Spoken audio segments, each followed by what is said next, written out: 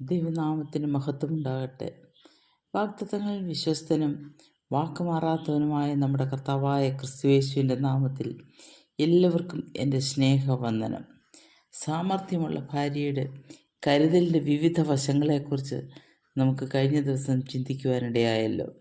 ഇവൾ തൻ്റെ സവിശേഷമായ നൈപുണ്യവും ദീർഘവീക്ഷണവും മൂലം കുടുംബത്തിന് നേടിക്കൊടുത്ത ബഹുമാനവും ആദരവും നമുക്കിന്ന് നോക്കാം. 23 മുതൽ 27 വരെയുള്ള വാക്യങ്ങളിലാണ് അത് പ്രതിപാദിച്ചിരിക്കുന്നത്. 23-ാം വാക്യത്തിൽ, ദേശത്തിലെ മൂപ്പന്മാരോടുകൂടി ഇരിക്കുമ്പോൾ അവളുടെ ഭർത്താവ് പട്ടണവാതിൽക്കൽ പ്രസിദ്ധനാകുന്നു. അവളുടെ ഭർത്താവ് എന്തുകൊണ്ട് പ്രസിദ്ധനായി? അവളാണതിന് കാരണക്കാരി. അവളുടെ പ്രസിദ്ധി വീടിൻ്റെ ചുവരുകളിൽ നിന്ന് സ്നേഹിതന്മാരിലേക്കും അവിടെ നിന്ന് സമൂഹത്തിലേക്കും സമൂഹത്തിൽ നിന്നും പട്ടണവാതിൽക്കൽ ഇരിക്കുന്ന മൂപ്പന്മാരുടെ അടുക്കൽ വരെ എത്തി. ഇവൾ ഒരിടത്തും തൻ്റെ പ്രവൃത്തികളെക്കുറിച്ച് സംസാരിക്കുന്നതായി കാണുന്നില്ല. എന്നാൽ ഈ പ്രവൃത്തികളുടെ മഹിമ അടക്കി വയ്ക്കുവാൻ സാധിക്കുമായിരുന്നില്ല. അത് മലവെള്ളപ്പാച്ചിൽ പോലെ 4 ദിക്കുകളിലേക്കും പാഞ്ഞു. ബോവസ് രൂത്തിനോട് പറഞ്ഞത് ഇതുമായി ചേർത്ത് വായിക്കാവുന്നതാണ്. രൂത്ത് 2:11. നിന്റെ ഭർത്താവ് മരിച്ച ശേഷം അമ്മാവിയമ്മയ്ക്ക് നീ ചെയ്തിരിക്കുന്നതും നിന്റെ സ്വദേശത്തെ വിട്ട് മുൻപേ അറിയാത്ത ജനത്തിൻ്റെ അടുക്കൽ വന്നിരിക്കുന്നതുമായ വിവരമൊക്കെയും ഞാൻ കേട്ടിരിക്കുന്നു. സൽപ്രവർത്തികൾക്ക് അംഗീകാരം ലഭിക്കും എന്നത് സാധൂകരിക്കുന്നതാണ് ഈ വാക്യം. അവളുടെ ഭർത്താവിനെക്കുറിച്ച് ആദ്യമായിട്ടാണ് പറഞ്ഞിരിക്കുന്നത്. ഒരു സാധാരണ ഗൃഹനാഥൻ, തൻ്റെ ലോകത്ത് ഒതുങ്ങിക്കഴിഞ്ഞിരുന്ന വ്യക്തി പരസ്യസ്ഥലത്ത് ബഹുമാനിക്കപ്പെടുന്നു. ഒരു വ്യക്തിയുടെ പ്രവർത്തനവും ജീവിതവും മറ്റ് വ്യക്തി ജീവിതങ്ങളിൽ എങ്ങനെ മാറ്റം വരുത്തുന്നു എന്നതിന് ഉദാഹരണമാണ് ഈ സ്ത്രീ. 12-ാം വാക്യം ഇതിനോട് ചേർത്ത് വായിക്കാം. അവന് തിന്മയല്ല നന്മ തന്നെ ചെയ്യുന്നു. അവൾക്ക് ലഭിച്ച സാർവത്രികമായ അംഗീകാരമാണ് അവനെ ആദരവിന് അർഹനാക്കുന്നത്. വാക്യം 25. ബലവും മഹിമയും അവളുടെ ഉടുപ്പ്. ഈ ബലവും മഹിമയുമാണ് മൂപ്പന്മാരുടെ മധ്യത്തിൽ ഭർത്താവിനെ കൊണ്ടുവന്നാക്കുന്നത്. അതിൻ്റെ പ്രതിഫലനമാണ് അവന് ലഭിക്കുന്ന പ്രസിദ്ധി. ഇത് കുടുംബജീവിതത്തിൽ ഭാര്യാഭർത്തൃബന്ധത്തിലേക്ക് വിരൽ ചൂണ്ടുന്നു. ഭാര്യാഭർത്താക്കന്മാർ പരസ്പര പൂരകങ്ങളായിരിക്കണം. 1 പത്രോസ് 3:5-6 വാക്യങ്ങളിൽ അതിനെക്കുറിച്ച് പറഞ്ഞിരിക്കുന്നു. കുടുംബ ബന്ധങ്ങളിലെ തകർച്ചയുടെ ഈ കാലഘട്ടത്തിൽ ഇവളുടെ ജീവിതം നമുക്കൊരു മാർഗനിർദ്ദേശമാണ്. വാക്യം 24. അവൾ ശണവസ്ത്രം ഉണ്ടാക്കി വിൽക്കുന്നു, അരക്കച്ചയുണ്ടാക്കി കച്ചവടക്കാരനെ ഏൽപ്പിക്കുന്നു. ഭർത്താവിനെ പ്രസിദ്ധനാക്കുന്നത് അവളുടെ പ്രസിദ്ധിയാണെന്ന് നാം കണ്ടു കഴിഞ്ഞു. ഇവിടെ അവൾ 2 കാര്യങ്ങളിൽ തൻ്റെ വൈദഗ്ധ്യം തെളിയിക്കുന്നു: ശണവസ്ത്രം ഉണ്ടാക്കുന്നതിലും അത് വിറ്റഴിക്കുന്നതിലും. Manufacturing skill and marketing skill. കമ്പോളത്തിലെ ഡിമാൻഡ് മനസ്സിലാക്കി വസ്തുക്കൾ നിർമ്മിക്കുകയും അതിന് യോജിച്ച കമ്പോളം തിരഞ്ഞെടുത്ത് അനുയോജ്യമായ കച്ചവടക്കാരെ ഏൽപ്പിക്കുക എന്നത് ബിസിനസ്സിൻ്റെ വളർച്ചയ്ക്ക് അത്യാവശ്യമാണ്. അതാണ് 18-ാം വാക്യത്തിൻ്റെ ആദ്യ ഭാഗത്ത് കാണുന്നത്. തൻ്റെ വ്യാപാരം ആദായമുള്ളതെന്ന് അവൾ ഗ്രഹിക്കുന്നു. ആധുനിക ലോകത്തിൽ അതിനെ ബിസിനസ് മാനേജ്മെൻറ്റ് എന്ന് പറയുന്നു. നൂറ്റാണ്ടുകൾക്ക് മുമ്പ് ഇതാ ഒരു സ്ത്രീ ബിസിനസ് മാനേജ്മെൻറ്റിൽ നൂതന ആശയങ്ങൾ ഉപയോഗിച്ച് ആദായം ഉണ്ടാക്കുന്നു. ഇവളുടെ ജീവിതം നമുക്കൊരു പാഠമാണ്. ജീവിതത്തിൽ ഒരേതരം പ്രവർത്തനങ്ങളിൽ ഏർപ്പെട്ട് നാം വിരസത അനുഭവിക്കുന്നുണ്ടോ? ഇത്തരത്തിലുള്ള ജീവിത രീതിയിൽ നിന്ന് ഒരു മാറ്റം നാം ആഗ്രഹിക്കുന്നില്ലേ? എന്നും ചെയ്യുന്ന ജോലിയിൽ തന്നെ ഒരു പുതിയ രീതിയിൽ ചെയ്യുവാൻ നാം ശ്രമിക്കാറുണ്ടോ? നവീന ആശയങ്ങളാണ് ലോകത്തെ മാറ്റിമറിക്കുന്നത്.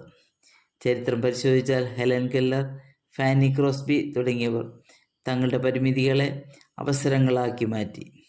അവർക്ക് ചുറ്റുമുള്ള ലോകത്തിന് അവരുടെ ജീവിതം ഒരു പ്രചോദനമായി മാറി. നമുക്ക് ലഭിച്ച ദൈവിക ദാനങ്ങൾ നാം ലാഭകരമായി വ്യാപാരം ചെയ്യുന്നുണ്ടോ? നമുക്ക് ചിന്തിക്കാം. 25-ാം വാക്യം. ബലവും മഹിമയും അവളുടെ ഉടുപ്പ്. ഭാവികാലമോർത്ത് അവൾ പുഞ്ചിരിയിടുന്നു. ഇവിടെ അവളെക്കുറിച്ച് പറയുമ്പോൾ ആലങ്കാരിക ഭാഷ ഉപയോഗിച്ചിരിക്കുന്നു. ഇവിടെ അവൾ ധരിച്ചിരിക്കുന്നത് ബലവും മഹിമയുമാണ്. നഗ്നനേത്രങ്ങൾ കൊണ്ട് കാണുവാൻ സാധിക്കുന്നതല്ല അവളുടെ ഉടുപ്പ്. ഈ ഗുണങ്ങൾ അവളുടെ വ്യക്തിത്വത്തിൽ അലിഞ്ഞു ചേർന്നിരിക്കുന്നു. ഈ വാക്യം അവളുടെ സ്വഭാവത്തിൻ്റെ ആന്തരിക ശക്തിയും ബഹുമാന്യതയും കാണിക്കുന്നു. വെളിപ്പാട് 3:4 വസ്ത്രം ജീവിത സാക്ഷ്യത്തിൻ്റെ പ്രതീകമായി കാണുന്നു. വസ്ത്രം മലിനമാകാതിരിക്കുവാൻ സർദീസ് സഭയിലെ കുറേ പേർ ശ്രദ്ധിച്ചിരുന്നതായി കാണാം.